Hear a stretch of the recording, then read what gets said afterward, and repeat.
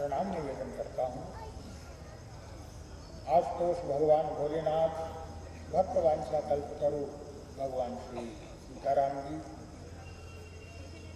अनंत वात्सल्यमयी माता चतुर्भुजी तथा कथा रसिक श्री हनुमान जी महाराज के चरण कमलों में प्रणाम करते हुए आप सभी समुपस्थित जिज्ञासु भगवत कथा रसिक वृंद सभी के प्रति मेरा हार्दिक नमन है।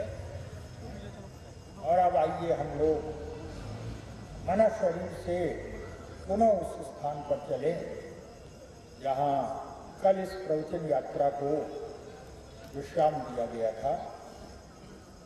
भगवान शंकर भगवती पार्वती को राम कथा सुनाते हुए कहते हैं, पार्वती ये कथा नहीं, ये तो साक्षात लोक पावनी त्रैलोक्य पावनी गंगा है। बोले पूछो रघुपति कथा प्रसंगा और सकल लोक जब पावनी गंगा, ये तो लोक पावनी गंगा। चर्चा चल रही थी कि भाई गंगा वैसे तो सर्वत्र पवित्र है, लेकिन 3 स्थानों पर विशेष अभिप्राय है। गंगोत्री में गंगा दुर्लभ, लेकिन हरिद्वार में गंगा सुलभ हो जाती है। जो व्यक्ति गंगोत्री तक नहीं जा सकता है, गंगा स्वयं ऊपर से उतर करके नीचे आ जाती है, तुम्हें आने की आवश्यकता नहीं है, मैं स्वयं तुम्हारे पास आ जाऊँ। और इसका सीधा सा अभिप्राय हरिद्वार का अभिप्राय है, व्यक्ति के जीवन में कितना भी महान क्यों न हो, लेकिन हमारे यहाँ पर 3 वस्तुओं का 3 को का जो प्रमाण आदर्श है वो भगवती गंगा को गोस्वामी जी महाराज यही कहते हैं, बोले तीर्थ कीर्ति घनित्य कविता और भूति ऐश्वर्य है। व्यक्ति में ये जो 3 विशेषताएं हैं, इन तीनों का आदर्श भगवती गंगा। तो बोले कीर्ति जो है वो कौन प्रशंसनीय है, कविता कौन सी प्रशंसनीय है और ऐश्वर्य कौन सा प्रशंसनीय है। तो उसके लिए कहा गया है, बोले कीर्ति अनित्य भूति भली सोई और सुरसर सम सबकर, जो गंगा के समान सबके लिए कल्याणकारी। आपके पास जो है वो भले ही कितना भी जो है वो कीर्ति है, कितना भी ऐश्वर्य है, कितनी भी आपके पास जो है वो बुद्धिमत्ता है, लेकिन याद रखिए वो जो कहा गया है ना, बड़े भरे तो का भया जैसे पेड़ खजूर। खजूर का पेड़ अगर बन गए तो क्या फायदा उससे। बोले बड़े भये तो का भया जैसे पेड़ खजूर। अरे पंथी को छाया नहीं, जो यात्री है उसके लिए छाया नहीं देता है खजूर। और फल, बोले फल लागत अति दूर, फल इतना दूर है कि व्यक्ति के लिए जो है वो पाना भी कठिन है। क्या लाभ उससे। बोले विशेषता उसमें है कि व्यक्ति को सर्व सुलभ होना चाहिए। आप सुलभ हैं कि नहीं। और याद रखिए हमारे भगवान श्री राम की जो कथा है वो सर्व सुलभ है। तो बोले हमारे भगवान श्री राम ही अत्यंत सुलभ है, किसी को उन्होंने दुर्लभ बनने ही नहीं दिया कभी, किसी को दुर्लभ नहीं बनने दिया उन्होंने। इसलिए आप देखेंगे अयोध्या में राज्याभिषेक होने वाला, घोषणा कर दी गई कि कल राम को युवराज पद मिलेगा, लेकिन भगवान श्री राम वंचित, देश निकाला गया। क्यों? ये जानबूझ करके प्रभु की योजना थी। और ये योजना क्या थी? भगवान ने सोचा, श्री राम का अभिप्राय था, बोले मैं देश का राजा बन रहा हूं, और जिस देश का मैं राजा बन रहा हूं तो राज्य राम राज्य। आप क्या ये समझते हैं कि राम राज्य का अर्थ व्यक्ति जो है वो सोने के सिंहासन पर बैठ करके राज्याभिषेक कर दिया जाए, क्या राम राज्य बन जाता है? ना ना, बोले सोने के सिंहासन पर बैठ करके जो है वो राजा बनता है वो। लेकिन राम राज्य नहीं बनेगा सोने के सिंहासन पर बैठकर। तब भगवान श्री राम का अभिप्राय है, बोले सोने के सिंहासन पर बैठ करके भौतिक राज्य बनेगा, जिससे संसार को लाभ नहीं होगा। राम राज्य तो तब बनेगा जब राजा जो है वो बालू पर सोएगा जाकर। जिसके जीवन में जो भगवान श्री राम का अभिप्राय है, जिस देश का मैं राजा बन रहा हूं, उस देश की प्रजा का अगर मैं उस देश की प्रजा की समस्याओं को अगर मैंने नहीं जाना तो मैं उसका समाधान कैसे दे सकता हूं? अरे डॉक्टर जो है अगर रोगी का जो है रोग नहीं जान पाया तो उसको दूर कैसे करेगा? भगवान का अभिप्राय है इस देश का राजा बना, इसलिए राज्य छोड़ के चले गए। क्यों? बोले राजा और प्रजा के बीच में दूरी नहीं होनी चाहिए। राजा और प्रजा के बीच में वो भाव होना चाहिए कि प्रजा खुल करके अपनी बात कह सके। इसलिए श्री राम छोड़ करके चले गए। जो बोले जो लोग हैं, जो हमारी प्रजा है, पहले मैं उनके बीच में रह करके उनकी समस्याओं को देखूंगा, क्या समस्याएं हैं उनकी। इसलिए सोचिए कि भगवान श्री राम अयोध्या छोड़ करके चले गए। तो ये अयोध्या नगर है, जनकपुर नगर है। जनकपुर में भगवान की ससुराल है, अयोध्या तो नहीं है वही अपना। नगर में रह रहे हैं, लेकिन नगर को छोड़ करके जो है गांव में चले। तो बोले इसलिए चले, हमारे यहां ये दो शब्द है, नागर और गंवार, दो शब्द है। तो इसका अर्थ लोगों ने लिया है, नगर में रहने वाले नागर और गांव में रहने वाले गंवार। अर्थ ये लिया है, जो नगर में रहने वाले हैं और उसका आप दूसरी ओर से तरफ से देखिए, क्या बोले गंवार कहते हैं कि जिसकी बुद्धि का हंसी उड़ानी है, हर गंवार मूर्ख। और नागर शब्द कहते हैं जो बड़ा बुद्धिमान। लेकिन याद रखिएगा, बुद्धिमत्ता का ठेका जो है वो केवल नगर में रहने वालों ने नहीं लिया है। बुद्धिमत्ता तो गांव वालों के पास जो होती, लेकिन याद रखिए सबकी अपनी शैली। भगवान श्री राम का अभिप्राय था, देश छोड़ करके चले गए श्री राम। और क्यों चले गए? श्री राम का अभिप्राय था, मैं अयोध्या और जनकपुर नागर से तो मिल चुका हूं, नगर वासियों से तो मिल चुका हूं, लेकिन अब जरा गांवों से भी तो मिलना चाहिए जाकर। गांव वासियों से भी तो मिलना चाहिए। अगर गांव वासियों से नहीं मिलेंगे तो गांव वालों की क्या समस्याएं हैं ये हमें कैसे पता चलेगा? राजा बनकर के उनकी समस्याओं को दूर कैसे करेंगे? इसलिए गांव में चले गए भगवान श्री राम। और गोस्वामी जी कहते हैं कि जितने गांव मिले मार्ग में जो है श्री राम के सौंदर्य को देख करके, गोस्वामी जी कहते हैं कि प्रत्येक स्त्री पुरुष जो है, बाल वृद्ध युवा स्त्री पुरुष बोले सब दौड़ रहे हैं श्री राम का दर्शन करने। गांव के निकट से जब ये निकलते हैं, गांव में नहीं जाते हैं, गांव वाले कहते हैं। लेकिन श्री राम का अभिप्राय था, मेरे वाला क्या बोले, पिता ने वचन दिया है, पिता का वचन है, पिता की आज्ञा है, इसलिए 14 वर्ष तक किसी बस्ती में नहीं जा सकता, लेकिन गांव के निकट से निकल रहे हैं।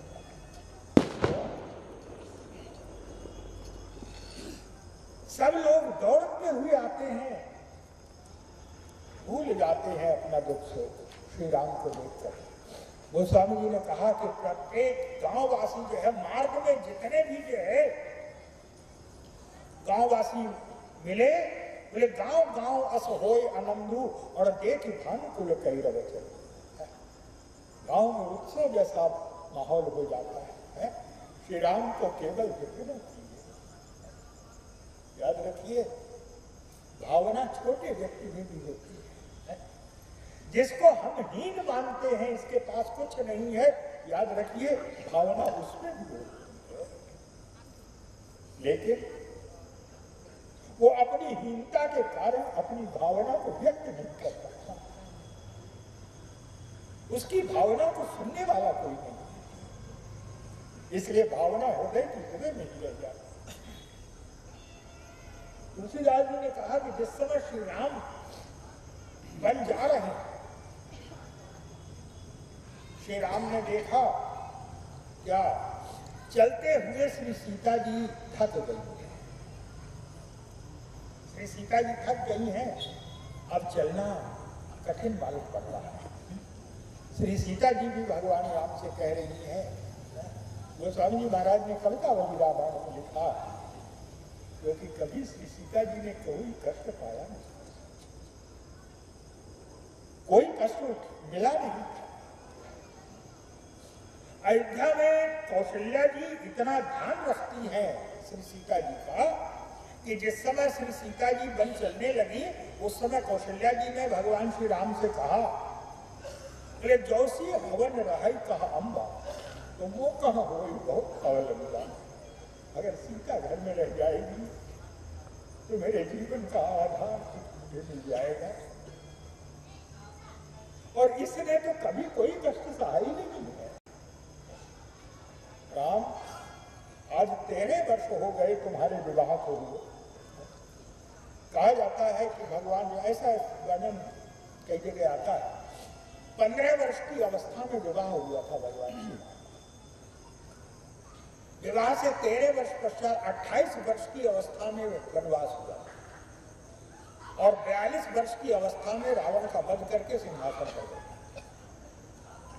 आज 13 वर्ष हो गए तुम्हारा विवाह, और 13 वर्ष में मैंने कभी सीता को दिए की बत्ती भी जो है डालने के लिए नहीं कहा। सीता अयोध्या में आई है तो अयोध्या के राजमहल के जो फर्श हैं उन पर मैंने सीता को चरण नहीं रखने दिया। सीता केवल 2 जगह रही है अयोध्या, तीसरी जगह सीता के चरण नहीं पड़े। कहा? बोले पलंग पीठ, या तो मैंने इसको पलंग पर बैठाए रखा, बोले पलंग पीठ, और इसका कभी मन जो है बाहर बैठने का हो है? अगर कभी झूले पर भी जो है इसका बैठने का मन होता था तो मैंने पलंग से झूले तक इसको पैदल नहीं चलने दिया। तब कैसे गई? बोले पलंग पीठ कभी वो नहीं हो रहा, और सियन दीन पग अवन कर रहा। पलंग से मैं जो है इसको झूले पर, हिंडोले पर अपनी गोद में उठा करके लेके गई। कभी मैंने पृथ्वी पर राजमहल में भी पैर नहीं। कौशल्या जी ने कहा, राम सोईसीय चलन क्या थे बनसा, और आयस कहा रघु, क्या क्या मैं चाहती हूं कि अगर सीता रुक जाए अयोध्या, लेकिन भगवान श्री राम ने जब श्री सीता जी को समझाया और यही कहा, सीते तुम और कुछ भाव अपने मन में मत लाओ। क्यों? बोले और कुछ भाव मत मान, मैं जो कह रहा हूं उसका एक उद्देश्य है। क्या? बोले सुमुखी माँ को ही तराखूं को, मैं केवल माता के लिए तुमसे रहने की कह रहा। बोले आन भांति जिये जनी कछु गुनो, और अपने मन में कुछ नहीं लाया। श्री सीता जी से भगवान श्री राम ने कहा, मन में जो कष्ट हो उन कष्टों को कभी तुम जो है सहन कर सकती हो क्या? तो बोले भालू बाघ व्रत के हरि नागा, और करही नाग सुन धीरे को भागा। जिस समय भालू चित्गाड़ करते हैं, हाथी चित्गाड़ करते हैं, भालू उसे में जब गर्जना करते हैं, बड़े बड़े धैर्यशालियों का भय दिखाई देता है। बोले भालू बाघ के हरि नागा, करही नाग सुनी धीरे जब, और मृग लोचन तुम वीर सुभाए। आपको वैसे ही डरपोक स्वभाव है। आपको जो है श्री सीता जी के लिए माता कौशल्या ने यही कहा, ये कैसे रहेगी वन में? क्यों बोले वहां पर तो जो है वो हाथी चित्कार करते हैं, वहां शेर भालू गर्जना करते रहते हैं, और सीता का स्वभाव है क्या? बोले बंदर आ जाए, बंदर आने की तो बात दूसरी है। कौशल्या जी ने कहा अगर चित्र में लिखा हुआ, चित्र में कढ़ा हुआ जो है चित्र बना हुआ, अगर कोई बड़ा बंदर सीता को दिखा दिया जाए तो उसको देख के डर जाया करती। बोले चित्र लिखे तो कभी देख ही दे डाल, कैसे रहेंगे? भगवान श्री राम ने बहुत समझाया, लेकिन श्री सीता जी ने कहा महाराज आप ये बताइए क्या? बोले जिये बिनु देह नदी बिनु बारी, कैसी अनाथ पुरुष बचा।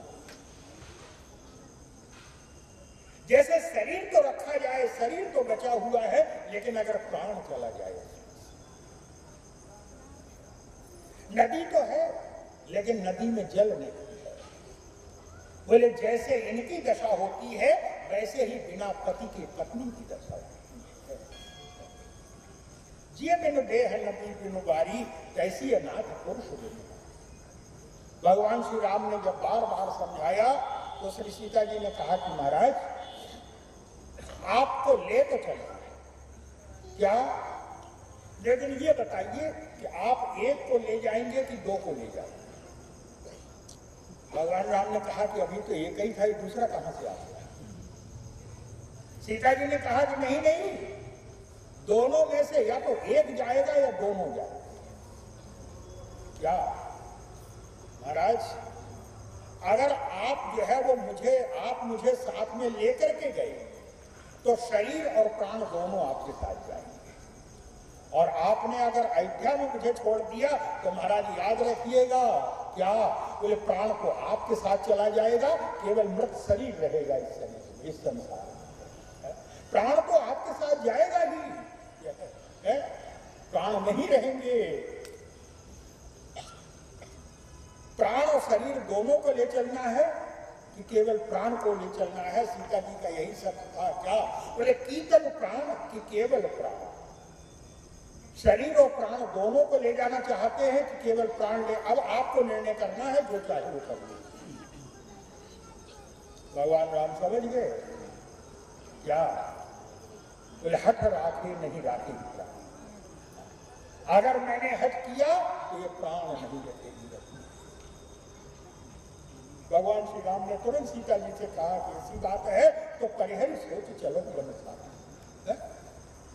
सोच छोड़ साथ में चलो। श्री सीता जी ने कभी कष्ट नहीं देखा था, लेकिन आज जिस समय चलने लगी श्री सीता जी तो वो स्वामी जी ने कहा नगर से निकले हुआ थोड़ा समय हुआ था। बोले पुरते निकसीर बुद्धीर बदले, थोड़ा सा समय हुआ था और उतने में ही बोले होंठ सूखने लगे, शरीर कुंभलाने लगा। बोले पुरते निकसीर बुद्धीर बदले, धरी धीर गए मग में डगल गए। झलकी भरी भाल कनी जलकी और पुट सूख गए मधुरा कर गए। माथे पर पसीने की बूंद बहने लगी, पसीना बहने लगा, क्योंकि कभी देखा नहीं था। झलकी भरी भाल कनी जलकी पुट सूख गए मधुराधर। फिर पूछती हैं भगवान राम क्या? पहले बूझत है चलनो अब। महाराज ये बताइए कि अभी कितना चलना होगा? क्यों? ये आपने तो कहा था कि पर्णकुटी बनाएंगे हम लोग वन में जाकर के। पर्णकुटी कहाँ मिलेगी? पहले बूझते हैं चलनो अब के पर्णकुटी करी हो कि तो इतना सुना। श्री सीता जी के कष्ट को देखा तो गोस्वामी जी ने कहा कि श्री सीता जी के तो केवल माथे पे पसीने की बूंद छलक रही थी, लेकिन भगवान श्री राम के दोनों नेत्रों से झरझर आंसू बहने लगे। कितना कष्ट उठा रही है मेरे लिए।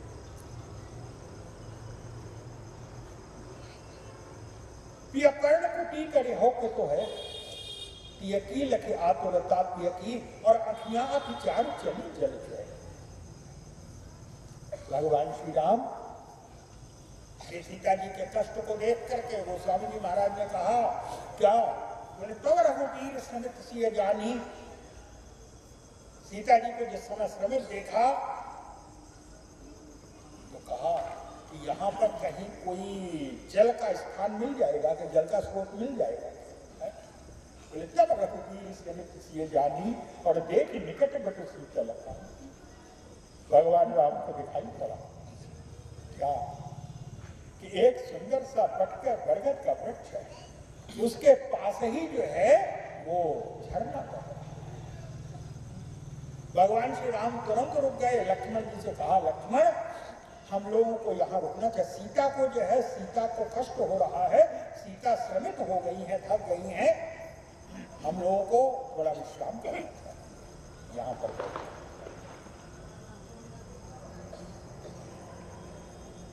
लक्ष्मण जी व्यवस्था करने लगे, लेकिन याद रखिएगा गांव वाले लोग तो क्या प्रेम है गांव वालों का है? अरे प्रेम तो सब में होता है, जिसको हम पशु कहते हैं, भाव तो उसमें भी होता है। लेकिन याद रखिए व्यक्ति में पशुता नहीं होती है, जो पशुता दिखाई पड़ती है ना, बोले पशु को भी जो है वो मानव बनाया जा सकता है, पशु को भी मानव बनाया जा सकता है। भगवान श्री राम जिस समय राज्य हुआ भगवान श्री राम का, तो गोस्वामी जी महाराज ने कहा कि राम के राज्य में जो है, वैसे राजनीति जो है उसके तो 4 चरण होते हैं, राजनीति के 4 चरण होते हैं, साम दाम और दंड, ये भेदा, साम दाम दंड और भेद, ये 4 चरण होते हैं। लेकिन श्री राम के राज्य में जो है राजनीति के 2 चरण रह गए, 2 चरण बिल्कुल समाप्त हो गए। क्या बोले केवल साम और दाम रह गया था, दंड और भेद बिल्कुल समाप्त। दंड और भेद बचा तो गोस्वामी जी महाराज ने विनोद किया, क्या बोले अगर कहीं जो है वो दंडी सन्यासी न होते तो लोग जो है दंड शब्द को भी भूल गए। क्यों? बोले दंड शब्द याद रहता था, दंडियों के हाथ, दंडी सन्यासी लोग जो रखते हैं ना दंड है, उसको देख करके लोगों के याद आता था कि हाँ दंड शब्द भी कुछ है। बोले दंड जितने कर भेद जाओ। और बोले संगीत की अगर संगीतज्ञ न होते तो भेद शब्द भी लोगों को भूल गए होते, भेद शब्द को। क्यों? बोले संगीत में संगीतज्ञ जो है जब पढ़ाया जाता है तो उसमें राग और रागनी का जो भेद बताया जाता है, राग और रागनी का जो भेद बताया जाता है, उसको जो है वो संगीतज्ञों की जो है सभा में देख करके लोगों को जो है वो रहता था, हाँ भेद शब्द भी कुछ है। बोले दंड जितन कर भेद जहां नर्तक नृत्य समाज, अरे जीतिए मनु सुनिए असर रामचंद्र केवल 2 चरण पर रह गया, रह गई थी राजनीति। 4 चरण में तो भाई 2 चरण पर रह गई तो ये तो अधूरी है, लेकिन अधूरी नहीं है। क्यों? भगवान राम से पूछा गया, महाराज राजनीति के तो 4 चरण होते हैं, तो आपने समाप्त क्यों कर दिए? तो भगवान राम ने कहा, याद रखो, क्या बोले 4 चरण तो पशु के होते हैं, मनुष्य के तो 2 ही चरण होते हैं। जब तक राजनीति के 4 चरण है तब तक पशु राजनीति है, मानव राजनीति जो है वो तो केवल 2 ही चरण करेगी, पशु राजनीति है। ये श्री राम का राज्य, लेकिन उसके लिए श्री राम ने जो कष्ट उठाए और स्वयं जो है वो सर्वसुलभ बनकर के आए सबके लिए।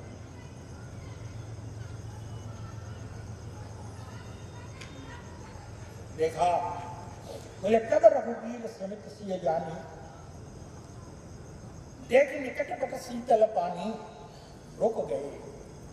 और जब रुके देखिए गांव वासिया जिन गांव वासियों लोग हे दृष्टि से देखते हैं, वो गांववासी चारों तरफ खड़े हो गए और चारों तरफ खड़े होकर के जो है श्री राम को देख रहे हैं। और भावना उसी समय कुछ स्त्रियां, जो स्त्रियां भी आई थी, वो स्त्रियां देखने लगी। क्या बोले, इन तीनों में से अब किससे बात सुनती जाए? और भाई स्त्री अगर बात न करे तो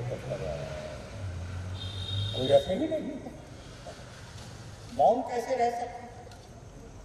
याद रखिए, इतनी जल्दी घुल मिल जाती है कि 7 पीढ़ी का पता 10 मिनट में चल जाता है। कोई आपको प्रचार करने की जरूरत नहीं है।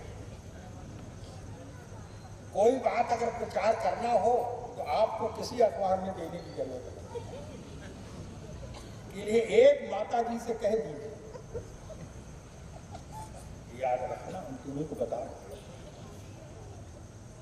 और एक शब्द और, अगर आप जल्दी प्रचार चाहते हैं तो एक शब्द और जोड़ दीजिए। क्या बोले, किसी से कहना। याद रखिए, सारे अखबार फेल हो जाएंगे दूसरे।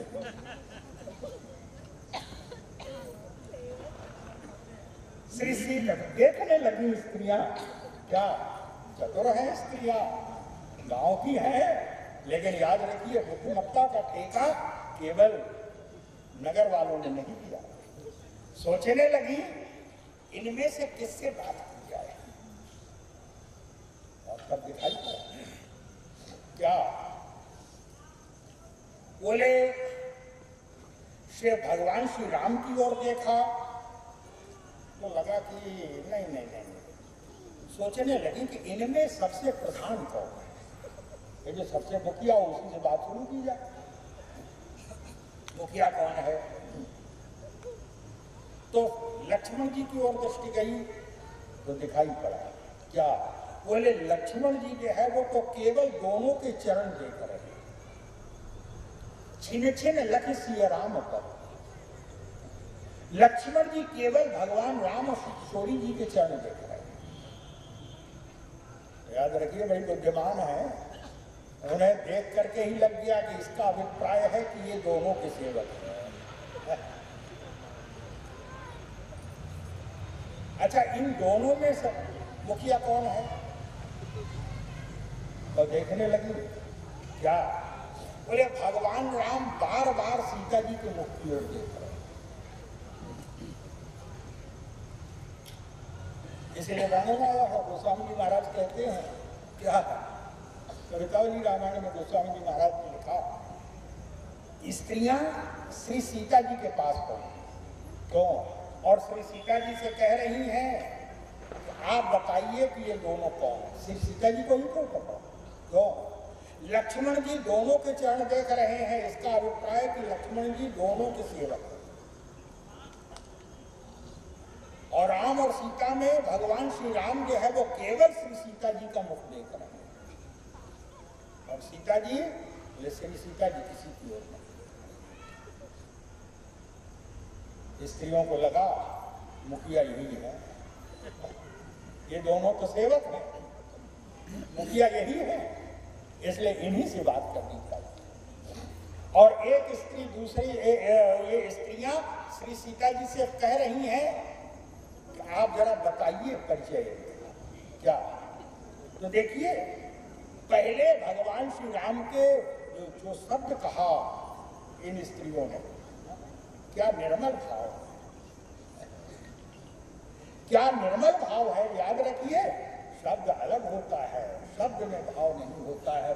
केवल शब्द में ही भाव नहीं होता है, वस्तुतः आप किस भाव से कह रहे हैं, आपके हृदय का भाव।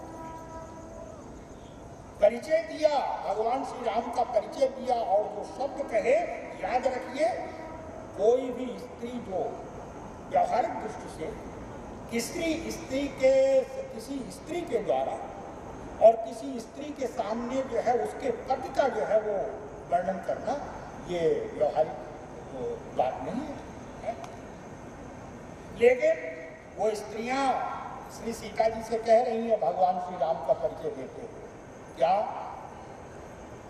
बोले जो शीश जटा और बाहु विशाल, जिनके सिर पर जटाएं हैं, बोले शीश जटा और बाहु विशाल, जिनका हृदय और वक्षस्थल जो है और वस्त्र, जिनका हृदय और भुजाएं बड़ी लंबी, शीश जटा और बाहु विशाल और विलोचन लाल, जिनको नेत्रों में अनुराग की लाली छाई, लाली श्रृंगार से संबंधित, लाली दोनों से संबंधित होती है।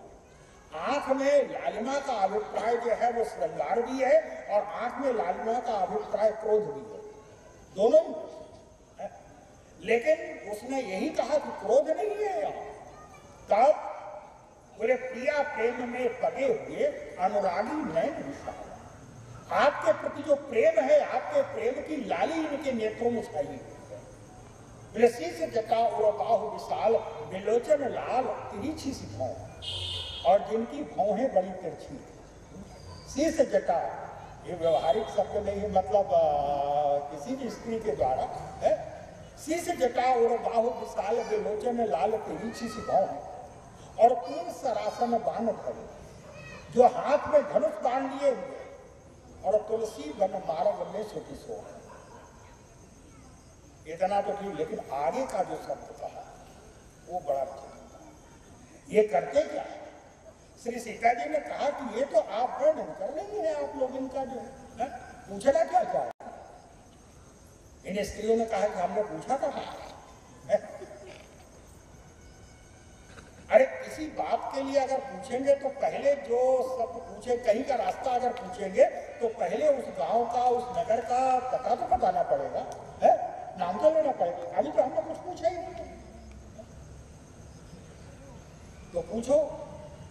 तो उन स्त्रियों ने कहा पहले तो श्री राम के सौंदर्य का वर्णन किया और उसके बाद कहती हैं कि ये हम इतनी देर से देख रहे हैं, केवल एक ही काम करते हैं और कुछ करते ही नहीं। क्या करते? तो उन स्त्रियों ने कहा कि इतनी देर से हम देख रही हैं तो दिखाई पड़ रहा है क्या? बोले सागर 12 बार सुभाए चितई तुम क्यों। ये जब देखते हैं तो केवल आपकी ओर देखते हैं। सीता जी ने कहा कि भाई आपकी ओर, मेरी ओर देखते हैं तो मुझे तो कोई आपत्ति है नहीं, है? हाँ आपकी अगर देखा हो तो आप कहिए, नहीं नहीं नहीं हमारी ओर नहीं देखते। लेकिन उन स्त्रियों ने कहा देखिए क्या भाव की है, लेकिन क्या भाव है।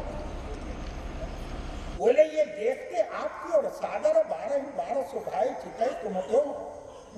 ये देखते आपकी ओर है लेकिन व्यवहार हमसे करते। आपसे क्या व्यवहार करते? बोले जब प्रेम भरी दृष्टि से आपकी ओर देखते हैं तो आपकी ओर देखते हैं लेकिन हमारा मन चुरा लेते हैं इतनी देर में। तो भाई व्यवहार तो हमसे है। बोले सागर 12 बार सुभाए चितई तुम क्यों, हमारो मन मोह, ये हमारा मन चुरा लेते हैं। और जब हमारा मन चुरा लेते हैं तो हम आपसे पूछना चाह रही हैं क्या? बोले ये बताइए कि ये जो है, बोले सांवरो सो सखी रावण को पूछे कि ग्राम बधू सी सो, यह सांवरो सो सखी रावण को। ये सांवले वर्ण का आपका कौन है? रामायण में दोनों के लिए कहा, रामायण में दोनों के लिए कहा। ग्रामवासिनी स्त्रियों ने क्या कह रही है? बोले एक सांवले वर्ण का है, एक गोरे रंग का है। गांव वाली स्त्रियां कह रही हैं आप ये बताइए क्या ये दोनों आपके कौन है? ये बताइए, याद रखिए। क्या? बोले श्री राम जो बन गए हैं वो ऐसे ही नहीं गए। क्यों? बोले एक जो साधारण सा व्यक्ति है जिसके पास भाव तो है लेकिन उसका भाव जानने वाला कोई नहीं है, उसके भाव को महत्व देने वाला कोई नहीं। श्री राम जानबूझ करके और उन ग्रामवासियों के बीच में होकर के जा रहे हैं। स्त्रियां कह रहे राजकुमार दो सहज सलोने और जिनते लही दुखी बरकत सोनी। ये बताइए कि ये दोनों आपके कौन हैं। श्री सीता जी ने परिचय किया, और परिचय भी क्या कह करके किया, क्या सुंदर रूप में श्री सीता जी ने परिचय किया। याद रखिए, यही गंगा का आनंद है। क्या बोले, गंगा जहां भी जा रही है,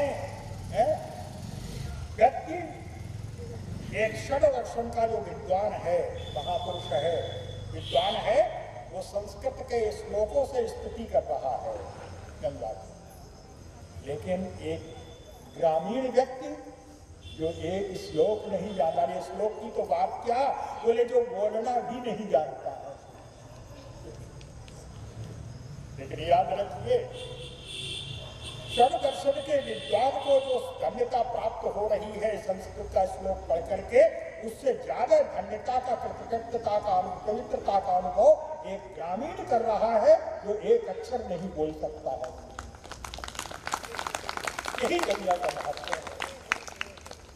गंगा पवित्र बनाते हुए सबको चली जा रही है। श्री भगवान श्री राम जानबूझ करके गए हैं गांव के पास। क्यों हो? बोले नगर वासियों से जो मिल चुका, लेकिन गांव वासियों का क्या भाव है, जरा ये भी तो देखो जा करके। सीता जी से पूछा, ये दोनों आपके कौन? श्री सीता जी ने परिचय दिया। कैसे परिचय दिया? तो भाई एक कवि जो है वो तो कह सकता है, क्या ये भी कहा गया है हमारे यहाँ पर कि भाई पहले श्री राम का परिचय दिया, पहले लक्ष्मण जी का परिचय दिया, ये मेरे देवर हैं, और श्री राम का परिचय देते हुए कहा कि ये देवर के बड़े भाई हैं। तो भाई ये भी तो एक वो होती है, कहते हैं कि पति का नाम नहीं लेना चाहिए। पति का जो है वो नाम नहीं लेना चाहिए। लेकिन याद रखिए, कोई बात नहीं है। अरे नाम मत लीजिए, नाम आप लीजिए, लेकिन नाम जो है वो आप, भावना आपकी अगर सही है, लड़ाई जरूर लड़ लेंगे, नाम नहीं लेंगे। कई लोग तो बिना लड़े जो है खाना ही नहीं पचेगा। लेकिन याद रखिए, नाम क्यों नहीं लेना चाहिए, कोई दुश्मन थोड़ी है। श्री सीता जी परिचय दे रहे हैं, और परिचय देते हुए कहा श्री सीता जी, देखिए क्या भाव है। श्री सीता जी ने जो परिचय दिया, ये नहीं कहा कि ये मेरे पति है, लेकिन केवल संकेत से परिचय दिया। लक्ष्मण जी का परिचय वाणी के द्वारा दिया। लक्ष्मण जी का परिचय देते हुए कहा, क्या लक्ष्मण जी का पहला गुण बताया। क्या गुण बताया? बोले सहज स्वभाव, ये बड़े सीधे स्वभाव हैं। याद रखिएगा, लक्ष्मण जी को सीधे स्वभाव वाला और कोई कहे, लक्ष्मण जी को देख करके तो जो है वो सारे जनकपुरवासी स्त्री पुरुष चिल्ला रहे हैं। क्या बोले? थर थर कांपहि पुर नर नारी, अरे छोट कुमार खोट बड़ भारी, जितना छोटा है उतना ही खोटा है।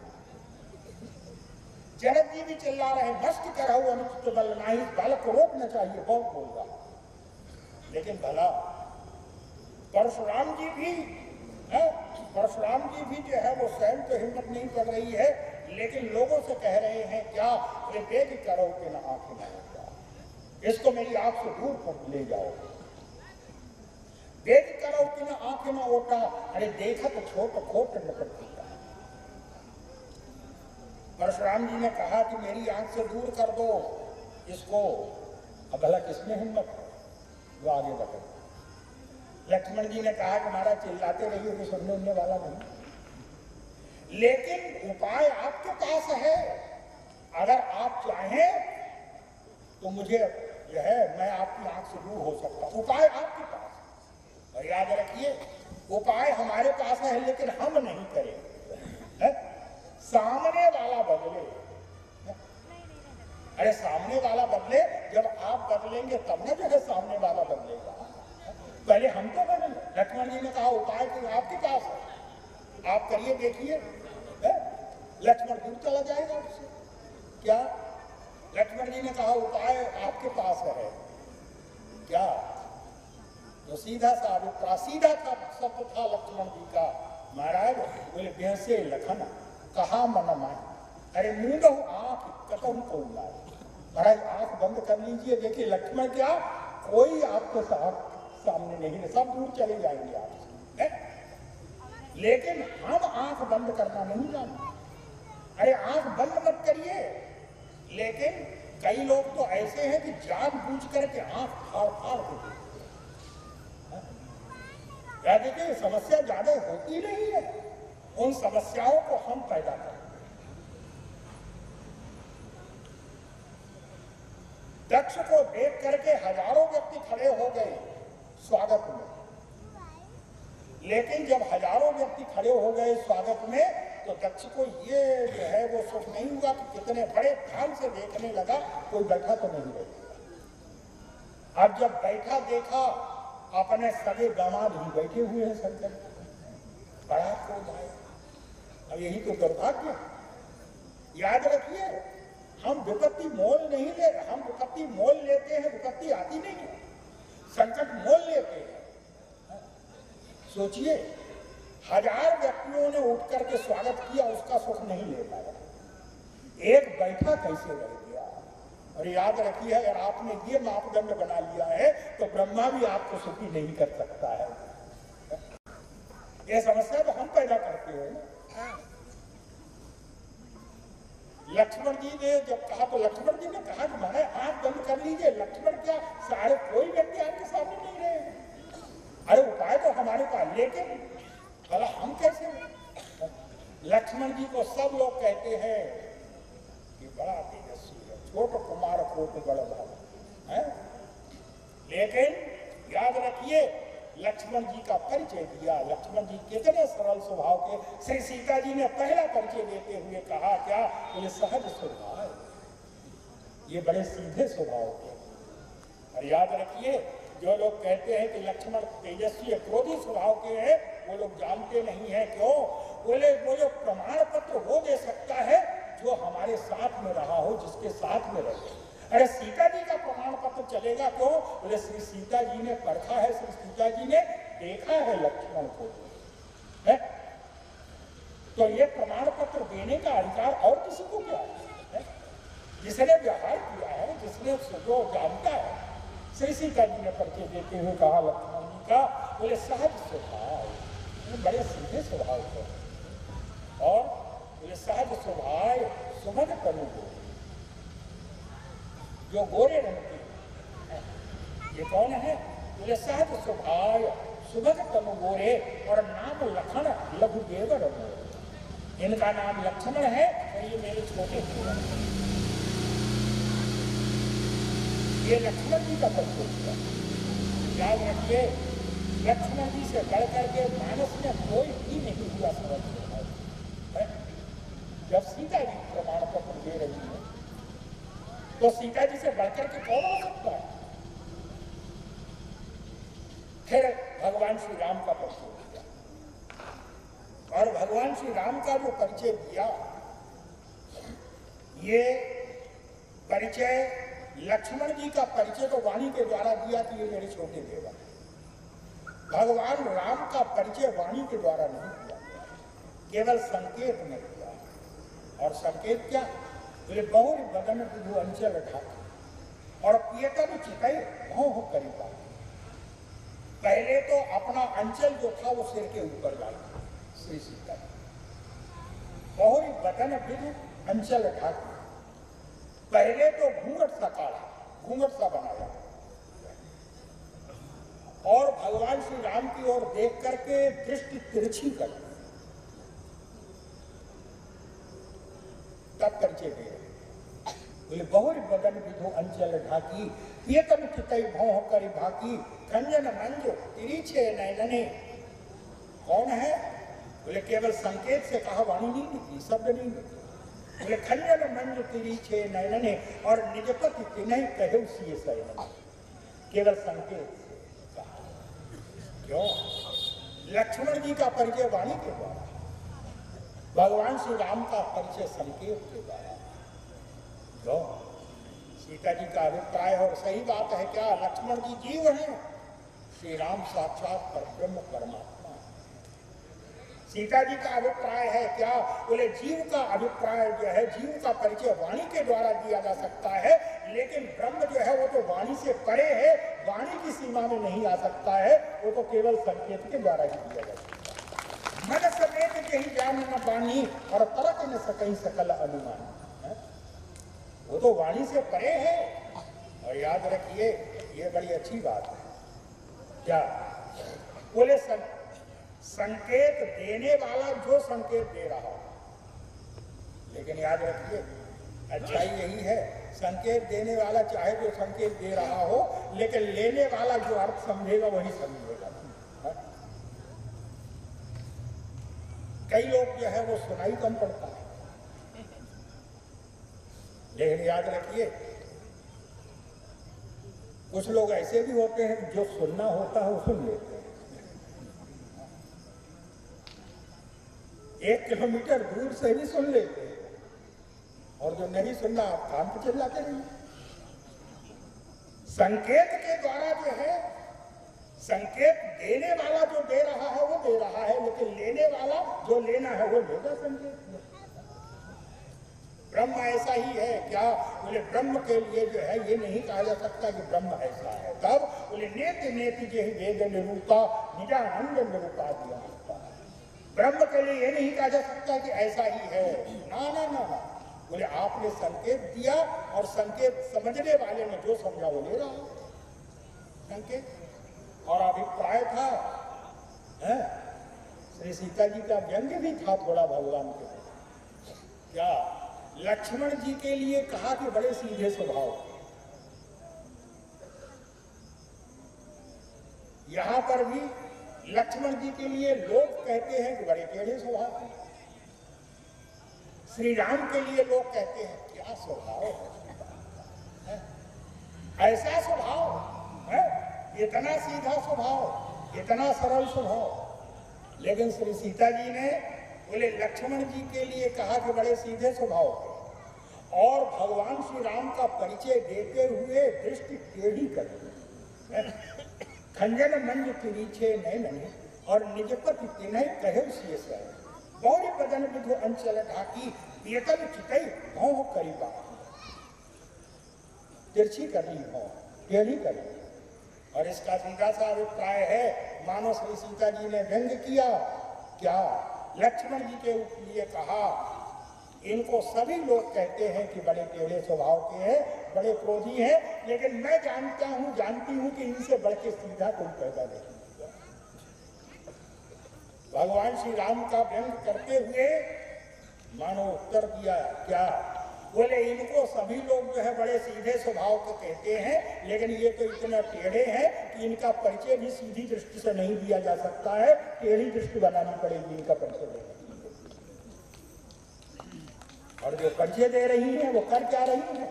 बोले गौरी बदन विधु अंचल ढाकी है, घूंघट काढ़ लिया।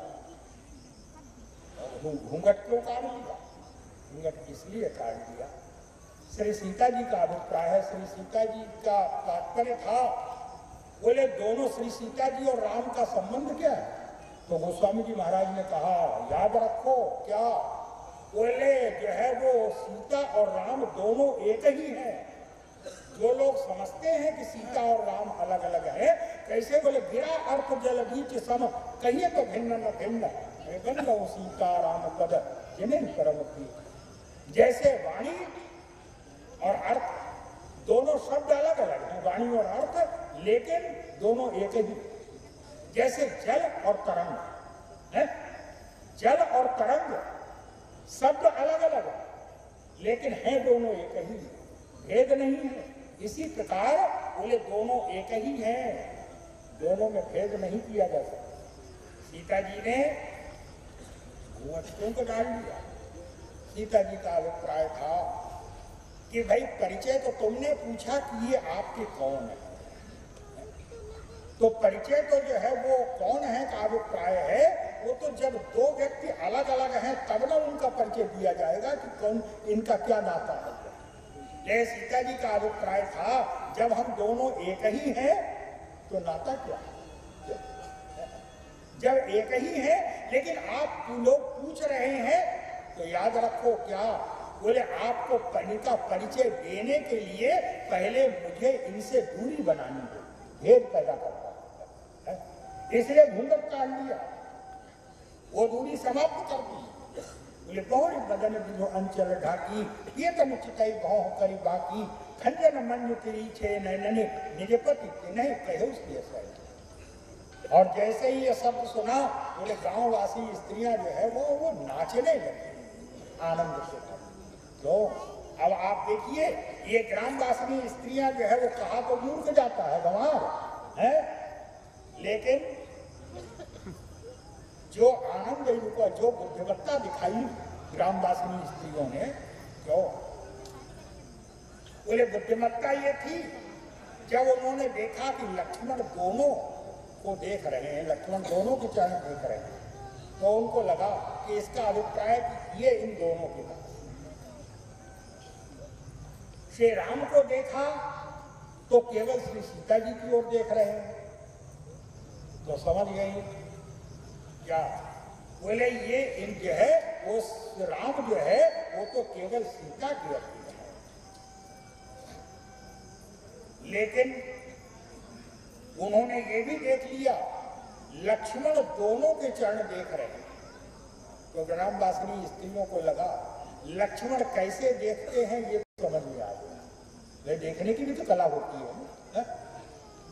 कबीर से किसी ने कहा फलाने व्यक्ति की आंख जो है वो बहुत बड़ी बड़ी आंखें हैं। कबीर ने कहा बड़ी आंख होने से क्या लाभ, बोले आंख तो बड़ी है लेकिन अरे और बोले आंखें ही बड़ी नहीं है, काजल भी खूब लगाती है। काजल का मतलब है कि जो आंख की रोशनी बढ़ाना। लेकिन कबीर ने कहा क्या लाभ उतनी बड़ी आंखों से और क्या लाभ जो है वो काजल लगाने। तो अरे काजल दीर्घ का भया जो कि काकन को भवना है। जब देखने का रस नहीं है, देखने की कला हमारे पास नहीं है, हम देखना नहीं जानते, तो वस्तुतः जो है वो काजल लगाने से क्या लाभ है। देखने की कला भी तो होनी चाहिए ना। और याद रखिए वो जो सूरदास को जो कहा जाता है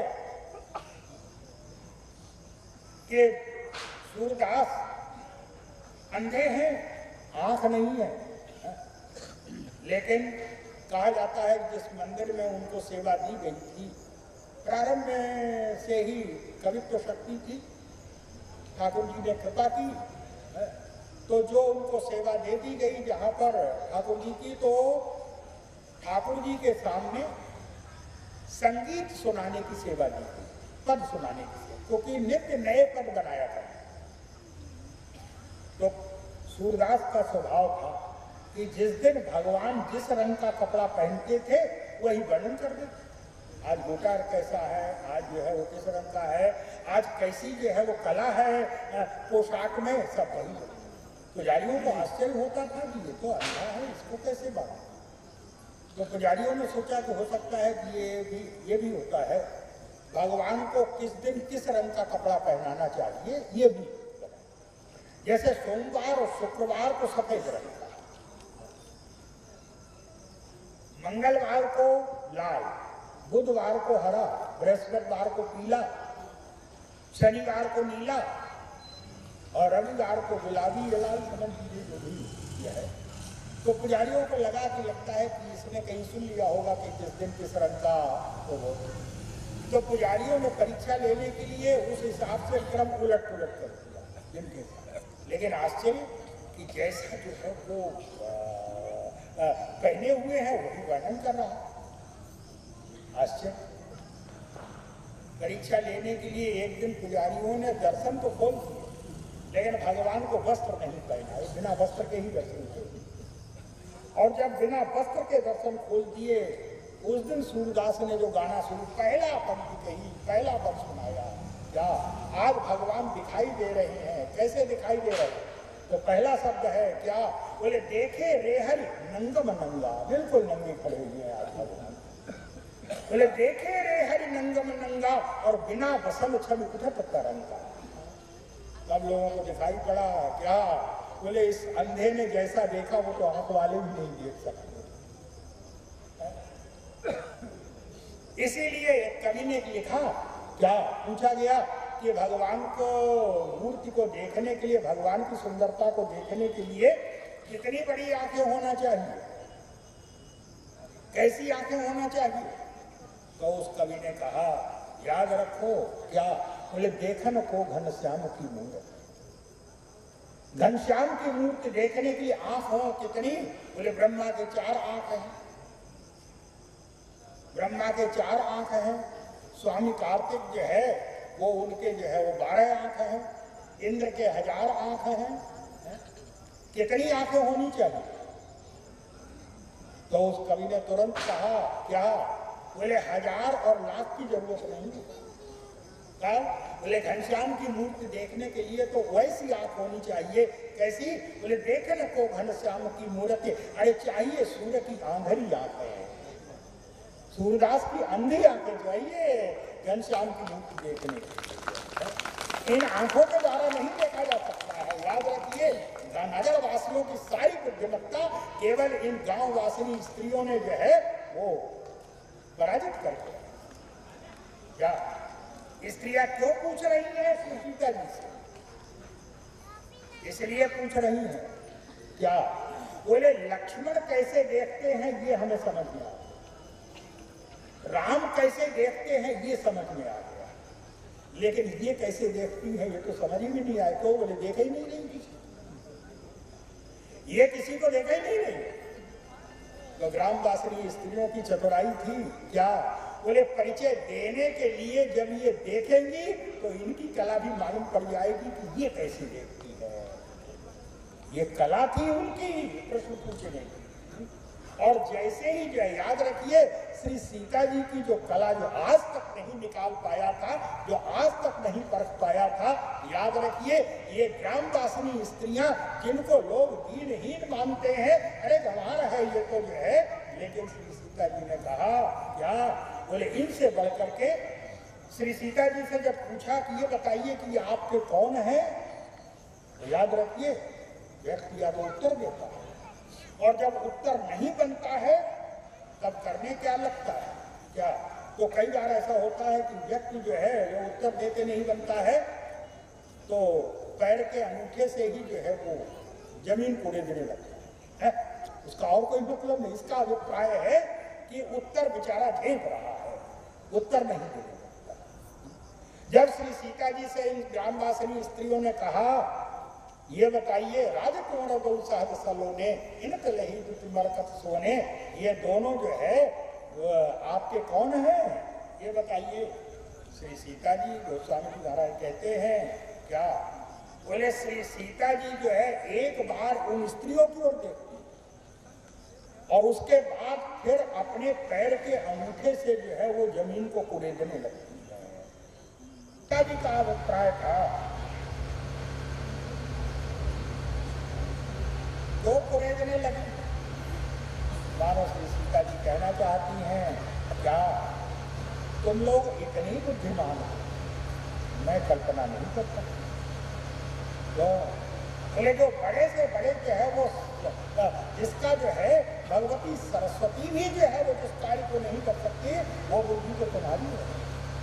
तो बोले तुमने ऐसा प्रश्न किया है क्या?